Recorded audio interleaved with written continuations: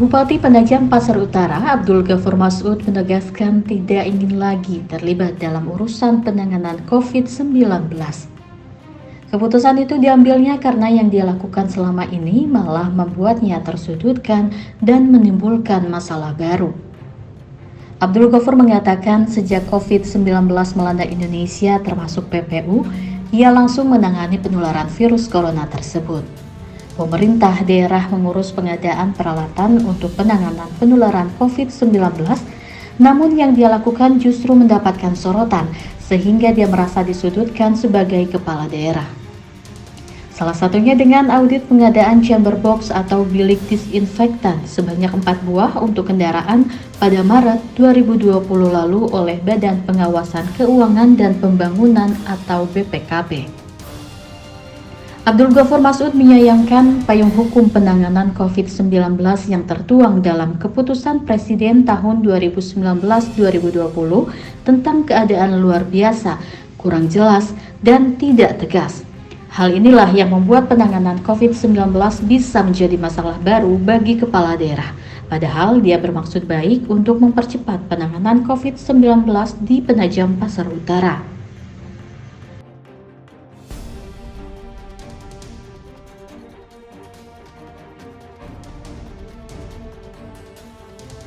Saya tidak nyerah urus COVID. Siapa yang nyerah urus COVID? Saya tidak nyerah. Saya nggak mau ngurusin. Kenapa kita mau ngurusin lagi? Kecuali kita mempunyai alas hukum yang kuat. Apakah ini menjadi masalah atau tidak?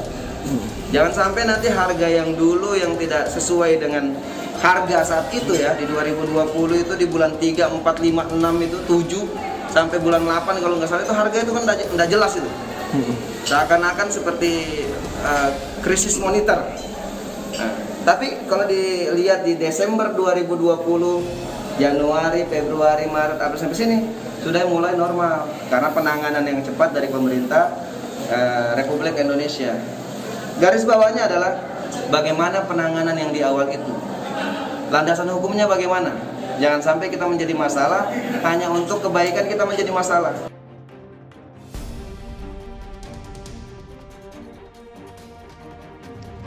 Abdul Ghafur Masud juga mengajak pemerintah kabupaten kota lainnya untuk bersikap sama, termasuk di Kalimantan Timur. Apalagi ia saat ini juga menjabat sebagai Ketua Asosiasi Pemerintah Daerah Kepulauan dan Pesisir Seluruh Indonesia atau Aspeksindo.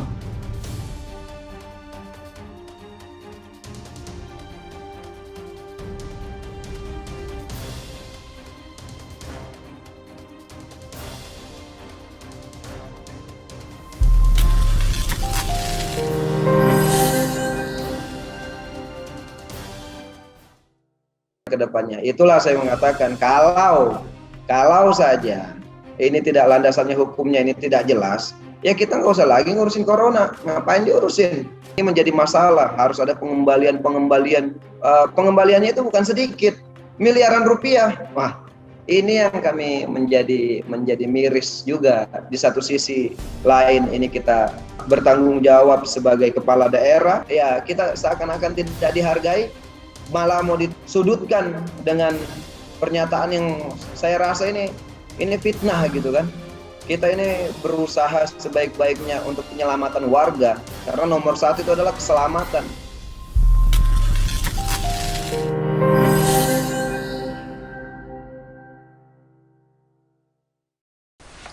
Assalamualaikum warahmatullahi wabarakatuh. Sahabat Aspeksindo dimanapun Anda berada, kita akan berbincang santai dulu bersama Bapak Bupati Penajam Pasir Utara, Bapak Haji Abdul Ghafur Masud. Bagaimana Pak Bupati? Waalaikumsalam warahmatullahi wabarakatuh. Sehat Pak Bupati? Salam sehat selalu. Oke, mantap. Ini kok Pak Bupati ini kemarin sempat marah-marah itu Pak Bupati. Itu kenapa itu COVID di sana Pak Bupati?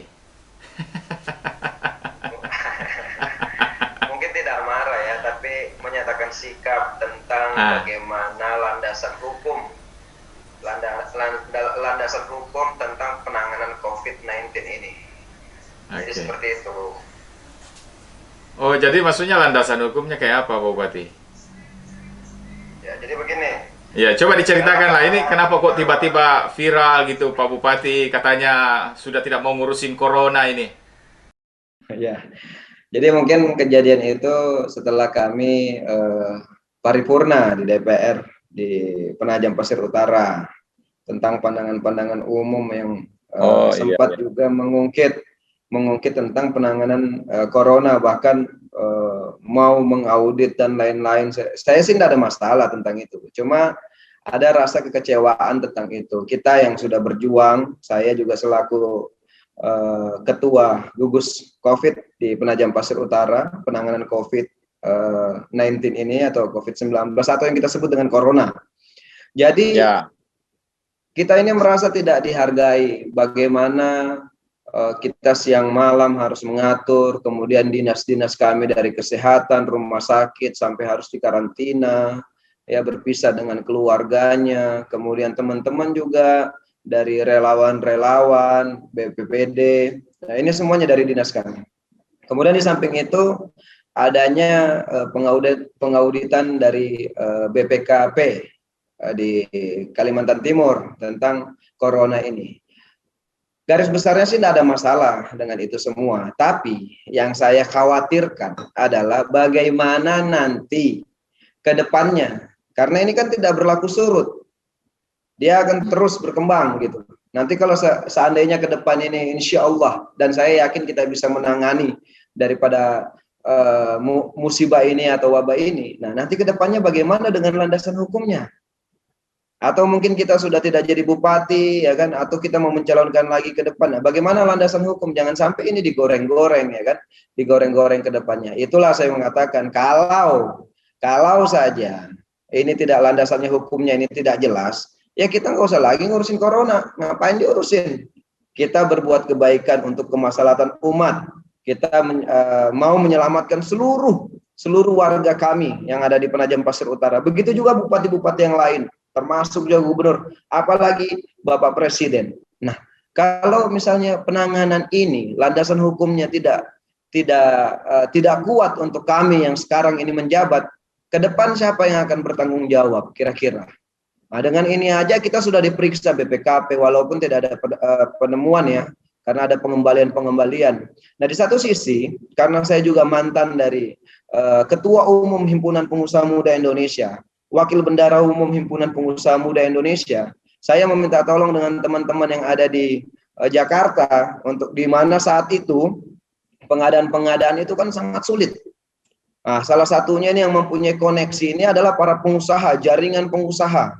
Jaringan pengusaha itu alhamdulillah saya pernah ada di keluarga besar itu, dan sampai sekarang kami keluarga besar HIPMI itu masih bersama-sama. Kadin pun seperti itu. Nah, kalau nanti ke depannya ini menjadi masalah, bagaimana? Nah, padahal kami memakai asli produk buatan anak bangsa, dan ini menjadi masalah. Harus ada pengembaliannya itu bukan sedikit, miliaran rupiah. Wah, ini yang kami menjadi miris juga. Di satu sisi lain ini kita bertanggung jawab sebagai kepala daerah, bertanggung jawab sebagai pejabat di daerah, yang mana fungsi kami adalah mengendalikan situasi, kondisi dan kestabilan di daerah kami masing-masing. Nah, selaku juga Ketua Umum Aspeksindo juga saya harus membentengi kawan-kawan saya, baik dia itu di kepala daerah, baik dia di pengusaha. Jangan sampai nanti ini menjadi masalah besar, karena dari dasar kemanusiaan tingkatan atas, misalnya kepala negara kita, presiden, sudah bekerja keras siang malam. Nah, kalau kita melihat itu bagaimana pupil di matanya Pak Presiden itu sampai kelihatan bahwa kita ini jarang tidur kan.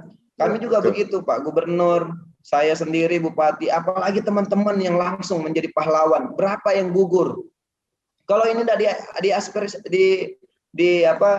dikasih penghargaan, kami kita seakan-akan tidak dihargai, malah mau disudutkan dengan pernyataan yang saya rasa ini fitnah gitu kan. Kita ini berusaha sebaik-baiknya untuk penyelamatan warga, karena nomor satu itu adalah keselamatan. Uang itu mungkin yang terakhir lah ya menurut saya, karena kalau nyawa itu nggak bisa dibeli. Nyawa nggak bisa dibeli. Kalau duit kita cari-carian. Nah, maka dengan nawaita lillahi ta'ala, kita bicara langsung dengan atas nama dasar kemanusiaan ini, kita bekerja. Apalagi saat itu kan situasi sangat darurat sekali, di mana tumbang di sana sini. Dan alhamdulillah, kinerja kami sebagai pejabat negara dari tingkatan presiden, kemudian gubernur, kemudian para bupati, wali kota, itu sangat baik. Dan kita bisa buktikan saat ini kita masih lebih baik daripada negara-negara tetangga. Siklus ekonomi kita itu masih cukup lumayan baik, alhamdulillah.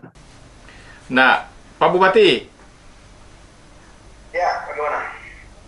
landasan hukum yang kayak apa Pak Bupati yang dinanti-nantikan Pak Bupati ini? Biar teman-teman di Bupati, Wali Kota maupun pejabat daerah ini merasa aman dengan pengadaan-pengadaan utamanya yang berkaitan dengan penanggulangan COVID-19 ini Pak Bupati. Jadi sebenarnya itu sudah dikeluarkan oleh kepala negara, yaitu dengan keadaan luar biasa atau keadaan darurat ya. Itu kan kalau nggak salah 2020 itu sudah keluar. Hanya saja, kan ini kita harus lebih jelas, ini harus ngerucut ini, bagaimana ini kekuatan hukumnya. Karena dengan keadaan adanya pemeriksaan bahkan pengembalian dana itu yang harganya itu tidak sesuai. Di 2020 kan kita tahu tuh, harga itu betul. Wah, luar biasa. Harga masker yang biasa kita beli satu kotak itu 50.000, itu bisa sampai 500.000 bahkan berjuta-juta. Itu baru itu, belum yang lainnya. Ya, belum yang lainnya, dan semuanya itu seperti itu. Keadaan kedua, di mana semua pabrik itu ditutup. Ya. Pabrik-pabrik, kemudian perkapalan dan transportasi itu juga itu tidak seperti biasanya, maka harga akan menaik gitu. Nah, kalau dia disamakan dengan harga normal dan disuruh kembalikan, mungkin kalau orang yang pengusaha-pengusaha itu tidak ada masalah pengembalian itu. Tapi kan kita juga harus prihatin dong. Apalagi kita mau bicara tentang bagaimana pemulihan siklus ekonomi para pengusaha-pengusaha. Nah, ini kalau dia jadi pengusaha baru dia karena membantu, karena pasti lewat pemerintah kan. Dengan penggunaan dengan bagaimana kita mengatasi COVID-19 ini, COVID-19 atau corona ini, pasti lewatnya lewat pemerintah. Dan kalau misalnya ditanya apakah Pak Bupati sempat dipanggil, memang saya tidak sempat. Alhamdulillah saya tidak ada masalah, karena itu sudah diperiksa dan sesuai dengan aturan yang berlaku, insya Allah kami tidak ada masalah. Tapi ada satu masalah untuk saya pribadi. Apa itu? Itu kan digiring seakan-akan saya melakukan hal yang tidak baik, dan itu kan merugikan diri saya sendiri. Saya harus melindungi warga saya, tapi di samping itu saya juga harus melindungi diri saya dong. Dari apa? Mungkin dari fitnah. Ya, karena kalau salah administrasi ini saya cilaka. Saya akan malu, ya kan, apalagi dengan teman-teman saya akan menjaga nama baik diri saya sendiri dan keluarga. Mungkin demikian, Pak Bung Fajar. Pak, Berarti sempat ada fitnah begitu ya, berkembang Pak Bupati? Oh iya, saya ngelihat di media. Apa itu Pak Bupati? Saya tidak ada masalah, mungkin itu bagian dari demokrasi.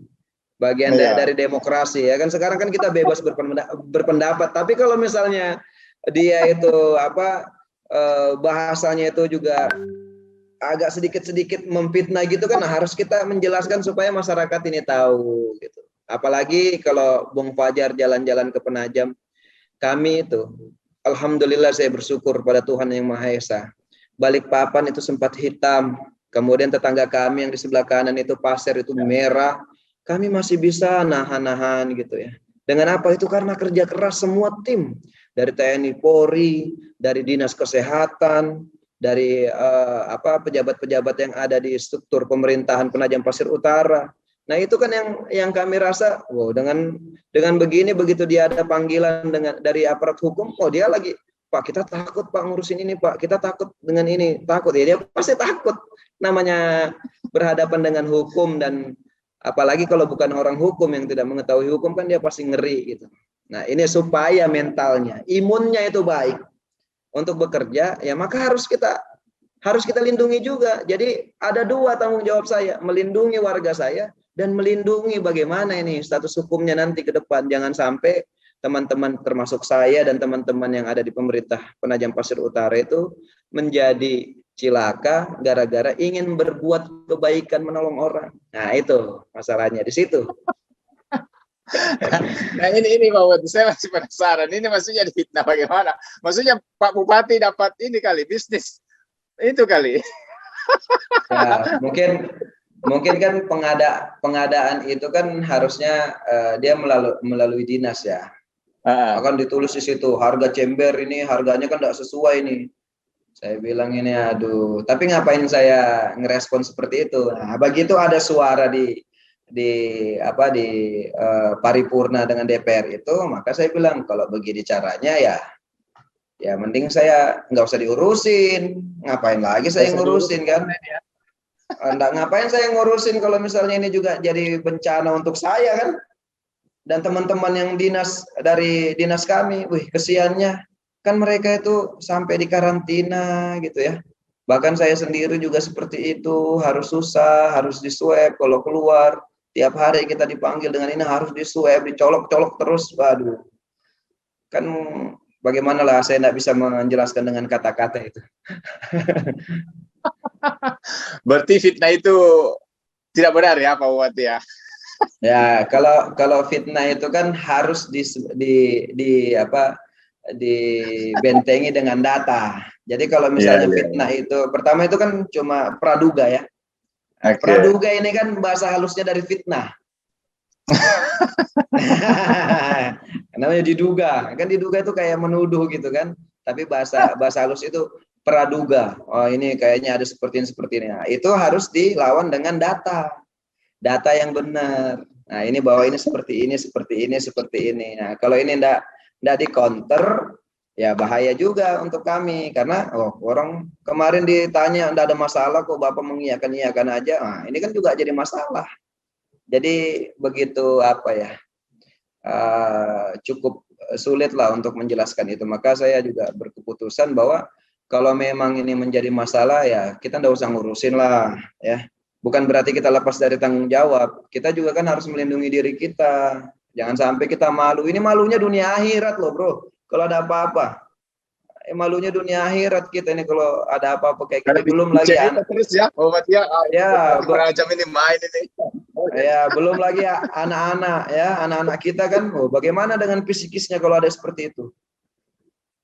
Dibully aja dia marah ya kan. Apalagi kalau misalnya sampai tertuduh seperti itu. Apalagi menjadi nauzubillah min zalik lah. Gitu. Kira-kira Bung Fajar. Pak Bupati, sebenarnya berapa sih pengembaliannya kalau boleh tahu? Katanya miliaran. Berapa Pak Bupati? Di atas 1 miliar. Kemarin ada sempat saya menanyakan kepada penyedia barang itu kan saya mengetahui bahwa ada pemeriksaan. Jadi saya harus telusurin salahnya ini di mana, ya. Akhirnya saya sempat berkomunikasi juga sama yang terkait bahwa ini harusnya di sini saya bilang di sini harusnya harus ada di counter, nggak boleh didiam-diamin. Karena kalau didiam-diamin nanti begitu kalian misalnya kayak Fajar nih, saya nyatakan salah ya, padahal bro nggak salah nih, ya kan? Wah tapi Bung Fajar juga tidak membela diri. Iya Pak, kalau gitu saya salah kan, wah jadi salah nanti jadinya. Jadi harus di counter gitu.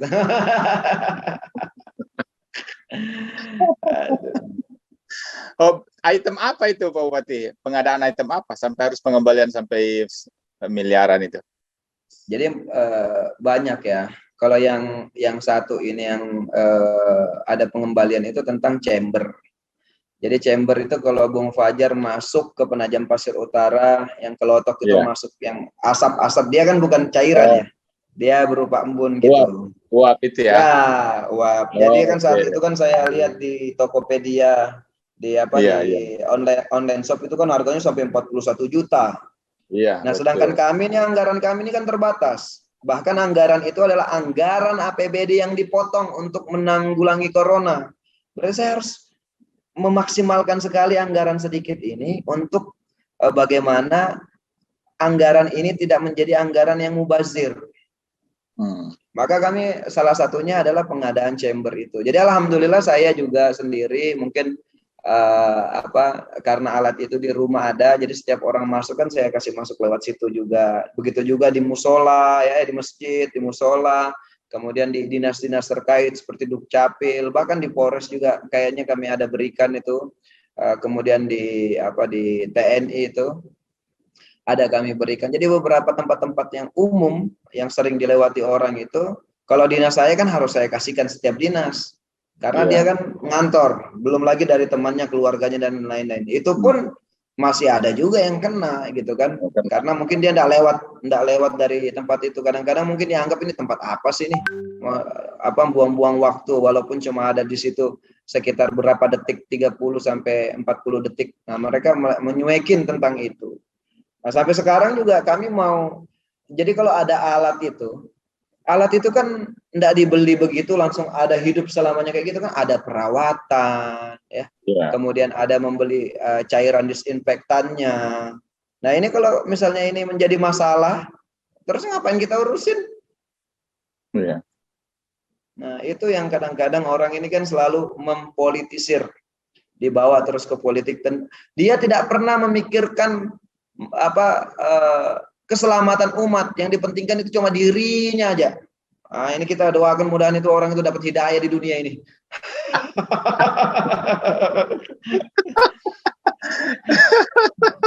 Ini kalau menurut Pak Bupati siapa yang mulai menebar fitnah itu, Pak Bupati? Sudahlah, kita tidak usah bicara itu, nanti bro juga bisa cek sendiri itu kan. Aduh, yang tukang goreng lah. Tahunya cuma nyinyir aja, dia tidak mau kerja. Padahal ini buatan lokal ya Pak Bupati ya. Ya, karena jangankan lokal aja susah, apalagi impor. Betul. Karena pandemi ini kan bukan pandemi cuma ada di Penajam Pasir Utara. Ini di seluruh dunia. Yang dari Jawa ke Kaltim aja susah. Apalagi kita mau bicara barang dari Eropa, Cina, dan lain-lain. Atau mungkin dari Singapura sendiri. Pasti susah karena ini pandemi. Semua negara ingin menyelamatkan warganya. Semua Indonesia, Bapak Presiden, Bapak Gubernur, para bupati, wali kota ingin menyelamatkan warganya. Tapi satu lagi, bagaimanakah landasan hukum ini? Landasan hukum ini harus diperjuangkan, tidak boleh main-main dengan landasan hukum ini. Karena dengan adanya yang seperti ini, walaupun itu tidak ada kerugian negara, mungkin ada pengembalian, berarti tidak ada kerugian negara, toh. Tapi kan ini membuka celah bahwa di sini ada hukumnya. Nah, jadi ini yang harus menjadi prioritas tentang bagaimana penanganan ini. Bisa dimainkan di pasal karetnya Pak Bupati. Misalnya sudah mengembalikan, tapi dituduh lagi, ada niat ini. Ya, tetap aja biasanya digoreng terus. Kira-kira begitulah. Tadi juga saya sempat berbicara dengan Pak Mendagri.